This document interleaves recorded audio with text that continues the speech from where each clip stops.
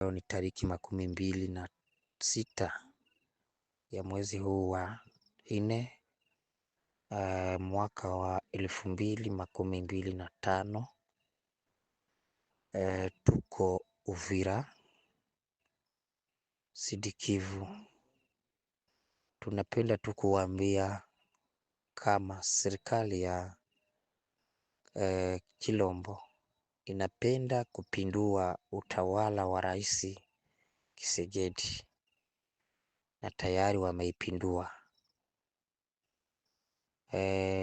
Uvira nadhani depuis juzi huko mnasikia wazalendo na FARDC wako wanazozana kwa kupigana na masasi, lakini kuna watu ambao walisema kwa nini wazalendo wako wanapigana na FARDC.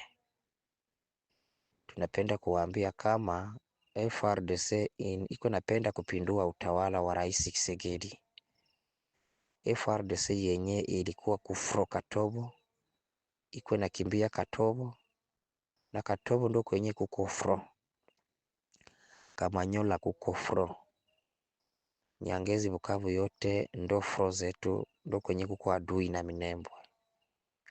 Lakini mshangao mkubwa, muone FARDC yenye iko Uvira, kuanzia Mplene tuko na FARDC ya mingi ya kutosha, mpaka Uvira kuko FARDC ya mingi. Usikie tu wako na silaha nzito nzito kubwa kabisa, ni yaya wako nayo, matwolive na mashine, wako na kila aina ya silaha. Lakini mshangao mkubwa kuona sisi wazalendo tuko tunawanegosie twende kwenye shamba la vita tufieke adui. Hawataki kabisa. Tunajiuliza hii mabunduki wako nazo za kazi gani? Wako wanahama kufro Katobo, wanakimbilia Uvira, wanakuja kuambia wazalendo eti wajenge yulu ya wazalendo, waache wazalendo katikati, na walisha kimbia kwenye fro.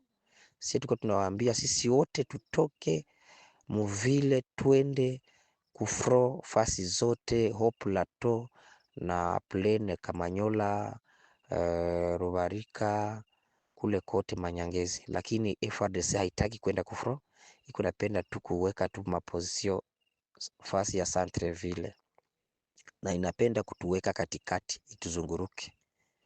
Ndio bana walipigana na wazalendo. Kumbe ni kuambia ya kwamba hii sio habari ya uongo, hapana. Hii ni habari ya ukweli. FARDC iko napenda kupindua utawala wa Rais Tshisekedi. Namaliza.